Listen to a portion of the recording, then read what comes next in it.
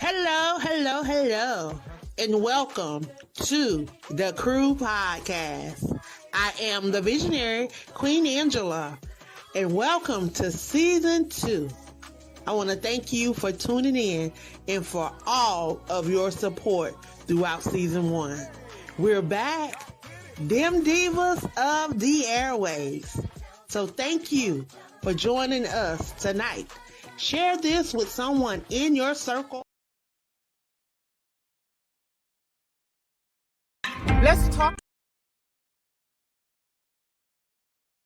Let's talk about it with your host, Shanette Johnson. Join me.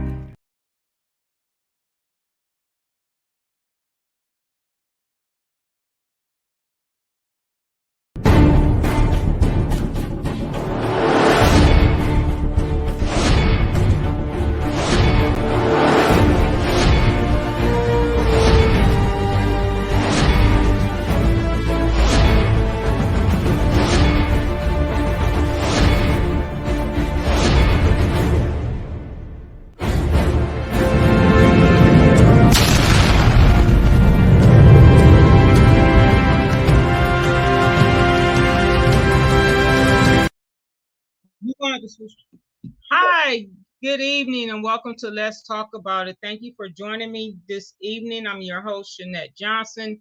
On tonight, we're going to continue talking to Juan about his wrongful conviction. He was wrongfully convicted in 2009, as well as I'll be talking to his son, one of his sons, Juan Jr., who is currently incarcerated.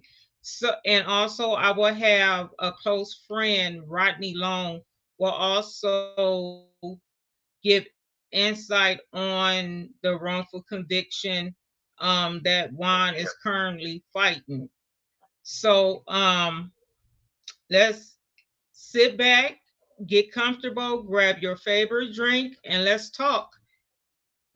Juan Jr. and Senior, welcome to Let's Talk About It. How you guys are doing this evening? Um, um, Juan Senior, switch phones with Juan Jr. I can't hear him.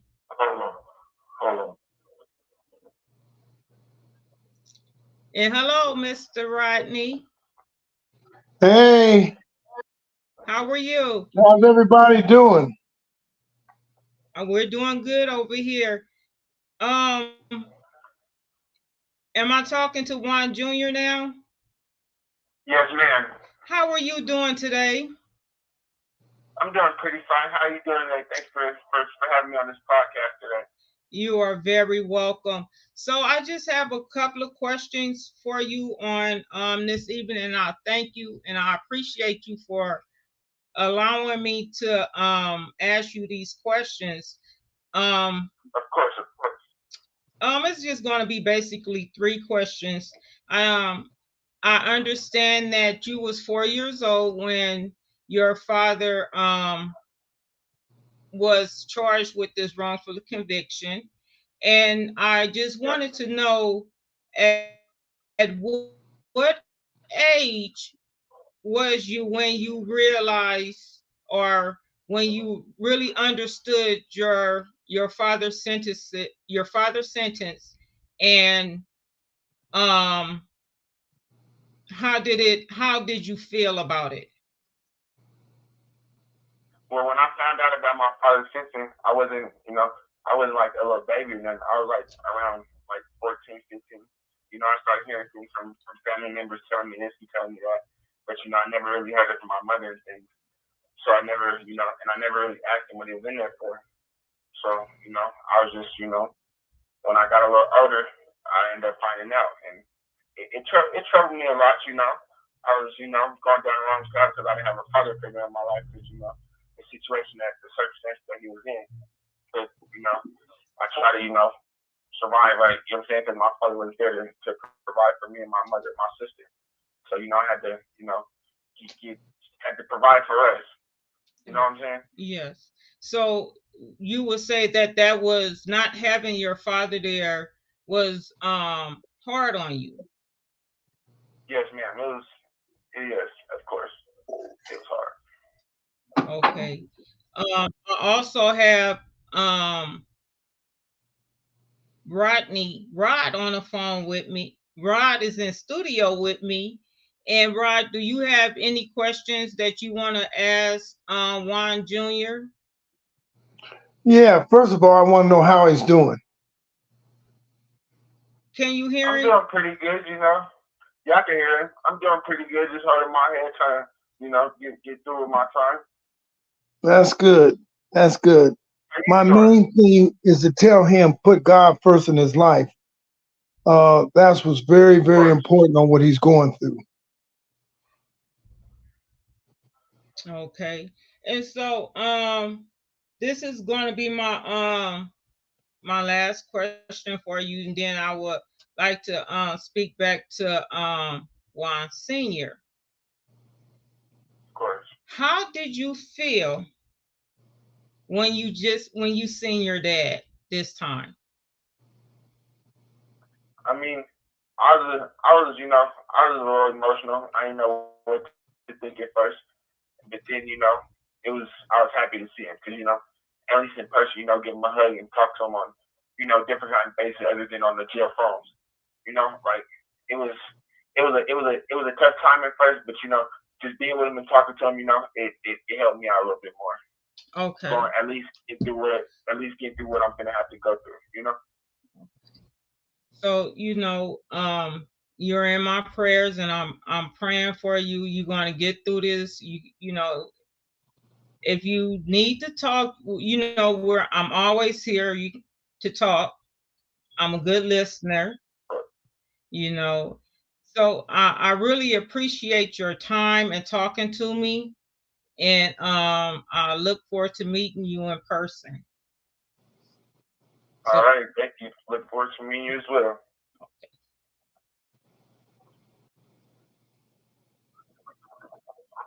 Yeah.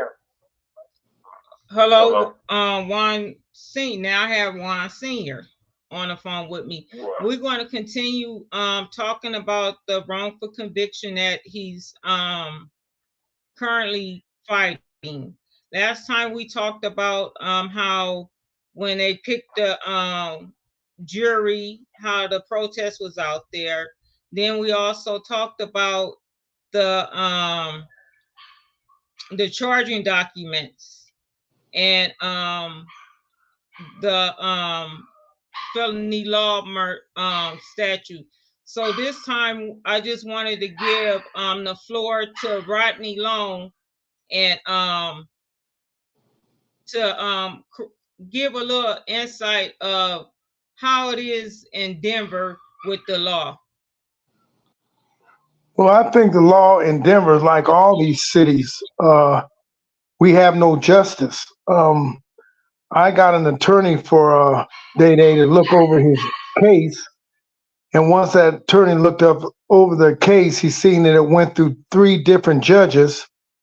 And it was like he was scared to represent Juan because of exactly what he might go through with his law firm.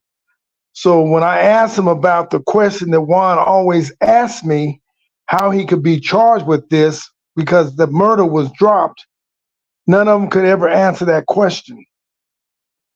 And so that's something that I'm very puzzled because no attorney can answer the question that I asked them.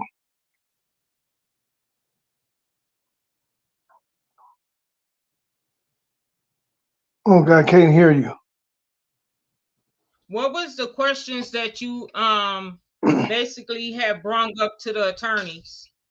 The one with the murder, they said he was not guilty of the murder. So like what Juan would say, if he's not guilty of the murder, how did they have him on a murder charge?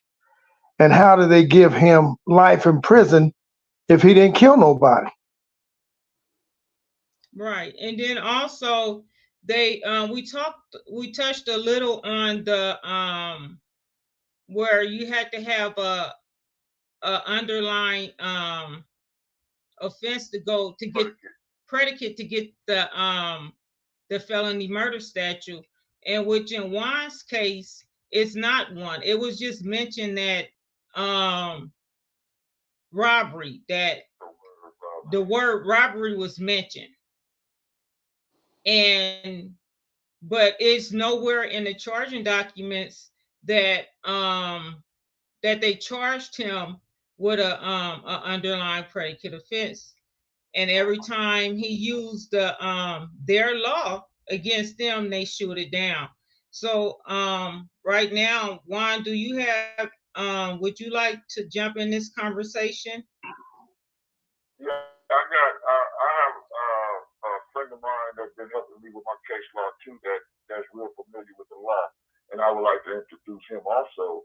Where because he has a better understanding, because I'm just now learning what it is because I'm in here on that charge.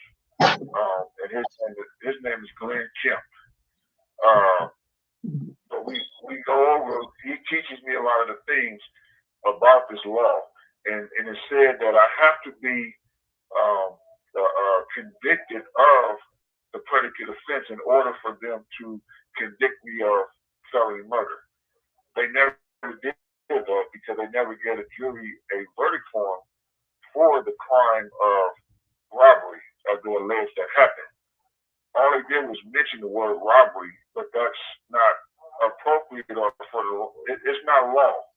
You can't just mention something and convict me of it. It's illegal. Because how do I defend against something that's not there? Right. And then also, which robbery did they say was, which alleged robbery was it? Which? Okay. In trial, they alleged that an aggravated robbery had happened. But at the end of trial, when they gave the jury instructions, they gave them an instruction on simple robbery, which is two different robberies on the books. But in your charging documents, I read the jury instruction when the when the judge mentioned the witness name and not the victim's name.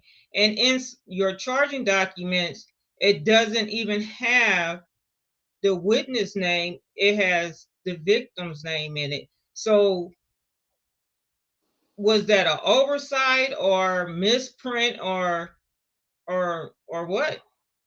Because you in your okay.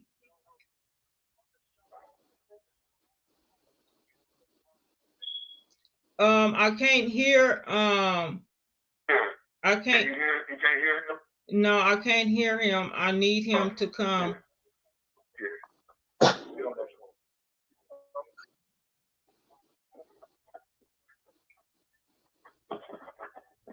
Johnson, can you hear me now? Yes, I can hear you now. Go ahead. Okay. It seems that the whole problem with Juan's conviction is that to establish that he committed or attempted to commit a predicate offense, the prosecution has to prove beyond a reasonable doubt every element of that defense, of that offense. Now, in his charging document, they mentioned the word robbery. They alleged that he committed or attempted to commit robbery. But in felony murder or any other charge, they didn't set out the elements of his crime so that he could provide a defense against those elements. They didn't set elements for simple robbery until at the deliberation stage of the trial. And that's the first time that the elements for robbery were ever presented when the jury was getting ready to go into deliberation. Now, to establish that he committed or attempted to commit it, they had to prove those elements, but those elements can't stand alone in a charge of robbery by itself.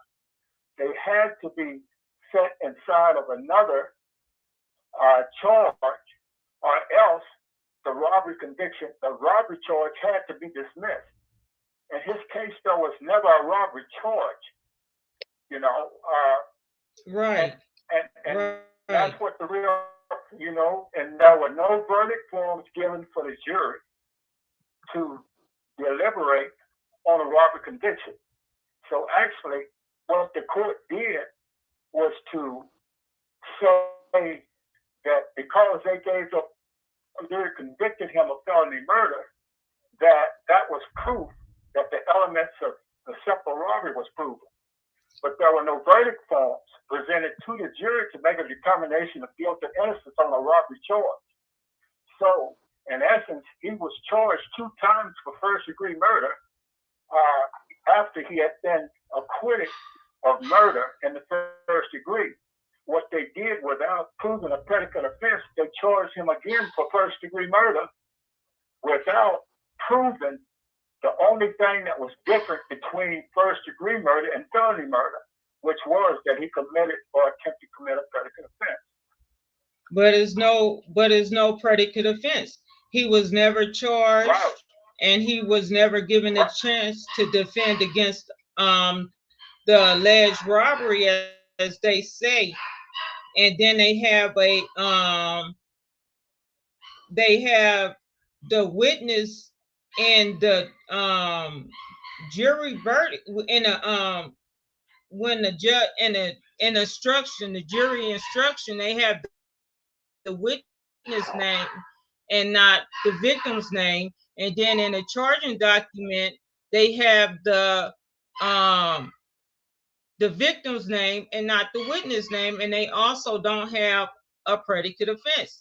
So, you know, how can this conviction stand, or why wasn't he able to walk out the courthouse when it was when they did not find him guilty of the murder? Yeah. Well, the thing about it is that name, you know, they could claim that was a typographical error.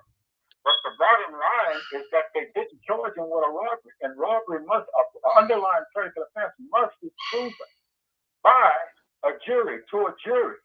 When they convicted him of felony murder, they actually invaded the progress of the jury and made a determination themselves that he was guilty of felony murder without proven to the jury that he committed an underlying predicate offense.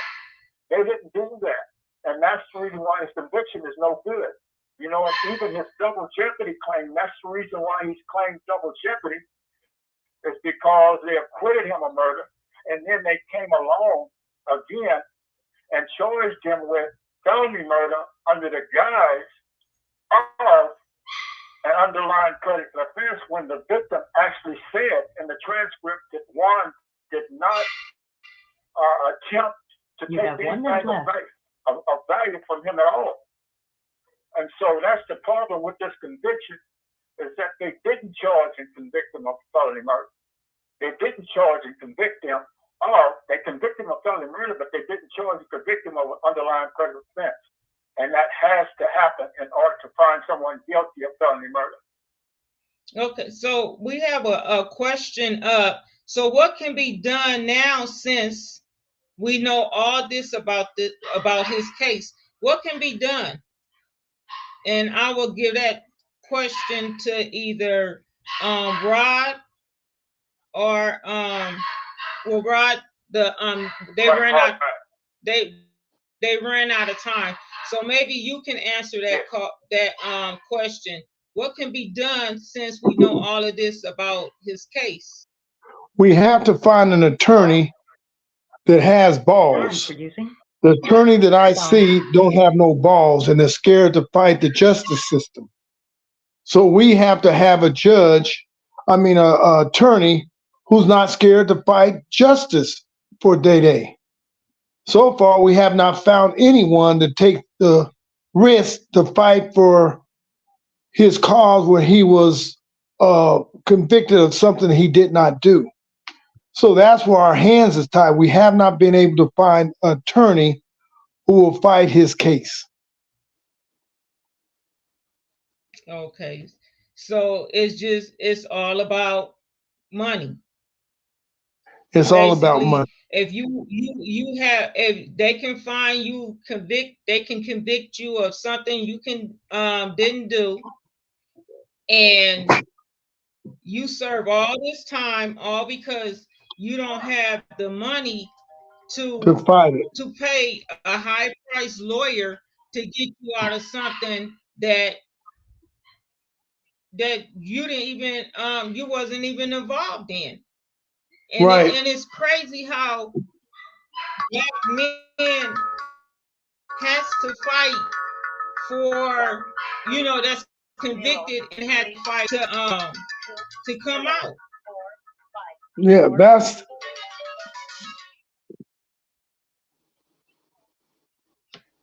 I apologize. I got so much. They calling me back and everything. okay. And Go ahead. yeah, that's what's going on. I do apologize to the viewers as well because they're calling me back. Juan. Okay. So we was just talking about what needs to be done. What needs to be done? Me and Rod, we was just talking about that.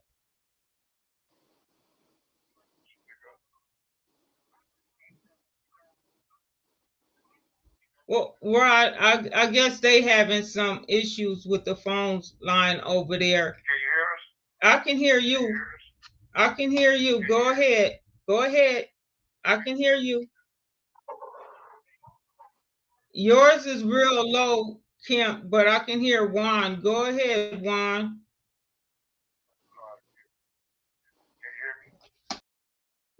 Nah, you gotta talk louder.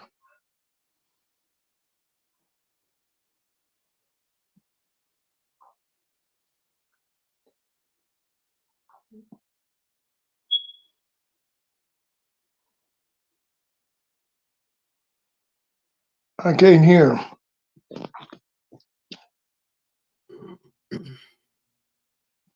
Well, Shanette dropped off. I don't know what's going on with her device, Okay. but she's back. I There am she so is. sorry. Yes, I'm having a little problem, little technical over here on this side. Yes, this is Glenn. Okay, go ahead. The question was what needs to be done now since we know this is going on with his case. Well, you know, the thing that you're doing, you know, is a great thing, you know, and trying to get, you know, involvement, you know, from the public. Juan has, you know, filed several different, you know, briefs and whatever in the courts. And this is one thing that the court, you know, fails to acknowledge is that there was no underlying predicate offense. You know, it's plain, you know, and simple that just to give the element means nothing if you don't prove beyond a reasonable doubt, you know, that an underlying predicate offense happened. And if you don't give the jury verdict forms to make a determination as to, you know, to make a determination of guilt or innocence, you know, about it, then, you know, there really was no charge. Yeah. Okay. And in my opinion, that's what the whole problem is. You know, if we can't get outside help, so to speak, you know, in terms of the direction that we need to go in, you know, next, then, you know, there's not a whole lot, you know, that we can do. And so, you know, we've researched it through and through, and the felony murder statute doesn't say that you can find a guy guilty and take his life by an inference of guilt. The felony murder statute says that you have to prove the underlying predicate offense to file felony murder against someone. 4-4. Yeah. Right. And so that's what the court's not acknowledging, that this wasn't done here. Right, because he was never charged with that predicate offense. Just like we went over cases, the Almond case, and the Doubleday case, where they was charged with a predicate offense, but it was also set aside. Can Well, go yes, ahead? ma'am. It was set aside. It was set aside because they didn't prove beyond a reasonable doubt to the jury that they committed that predicate offense. But they did charge it in those cases, in Doubleday versus people, you know, and Almond versus people. They did charge them with those predicate offenses, and the juries, and they did not prove the elements of those offenses to the jury. In Juan's case, they didn't charge those elements. They didn't charge him with robbery or any other underlying predicate offense listed in the felony murder statute. And so without them charging him, then there's no way that you can convict him for felony murder by inference. It has to be proved beyond a reasonable doubt. But how did, once again, the question is going to remain, how did they get a conviction without the underlying predicate offense? And, until a lawyer, as Rod say, get some balls and want to fight the system, then we're going to constantly see Black men and Black women, brown men and brown women, in a sense, going in and out the system behind this. Really, to me, it's like a money thing. That's if you got the money, you can get off. If you don't got it, well, we just gonna give you life without the possibility, and you just gonna have to fight to get out. It's too much. We heard from Juan Jr. tonight how the effect of his father being incarcerated on a wrongful conviction, how that this is a prepaid collect call. How that went against him, his life, affected his life. Sorry about that. I just got so much going on. But we have to stand up, people. We have to pay. We have to stand up. We have to stand up. If we don't stand up, if we don't speak up, it's going to continuously happen. Yeah. It's going to continuously happen. What are we going to do? What are we going to do? Well, all we can really try to do is stay in the fight. A man, an innocent man, should never stop fighting, no matter what, to try to regain his freedom.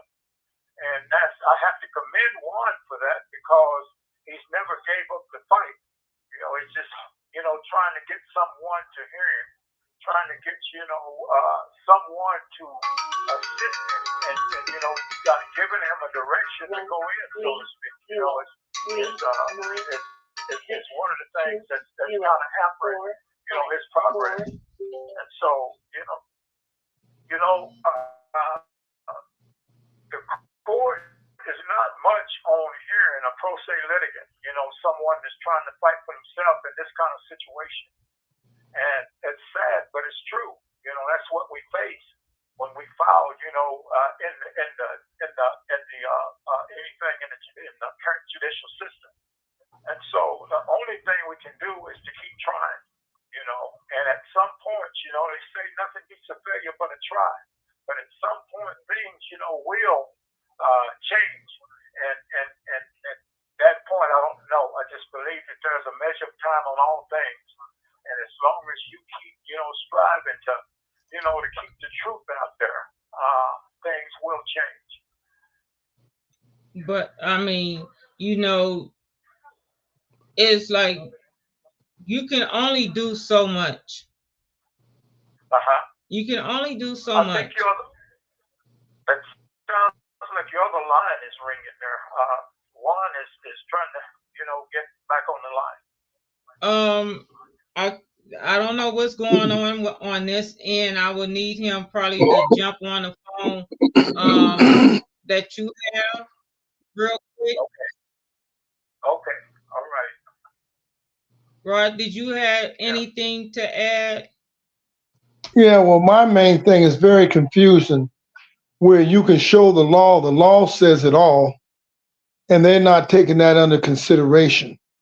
I see this all the time. Juan ain't the only one going through this bullshit. And it seems like we as minorities just don't have no one that'll fight for us. And that's our biggest problem. No one takes our cases serious, not unless you have money. If you have money, Juan wouldn't even be in there. He'd have been out a long time ago. But when you don't have that money to fight, it's like nobody even takes you serious. They could care less what you're trying to fight for. Yes. Juan, do you have anything to say before I give my closing remarks? All right. Here he is here. Hello? Hello. Do you have anything to say before I give my closing remarks? It's a question, it's a statement up right now. It says it's just another form of slavery. Rob, would you like to say anything on that one? Well, what she just said is very true. Nothing changed in 400 years. It's the same. They just got a different way of showing it. Jail is a slavery. You get paid $25 in 2 months. You know, it's slavery. They just got a different way they're doing it. And we don't have no one to fight for us. They know that. That's been going over for 400 years and probably do another 400 years if we don't stand up and fight for each other. So far, if a person's not in Juan's position, no one cares. They don't listen to your fight. They don't listen to your paperwork. The law can say one thing and they don't even go by what the law says. Not when you're a minority. Right. And that's what's unfair. Juan, do you have anything to say? I just want to say that, with all the things that's been going on with my case, the things that I've learned over studying and doing my research is that I come with the law to the courts. I come with my petitions to the court to ask them to right this wrong.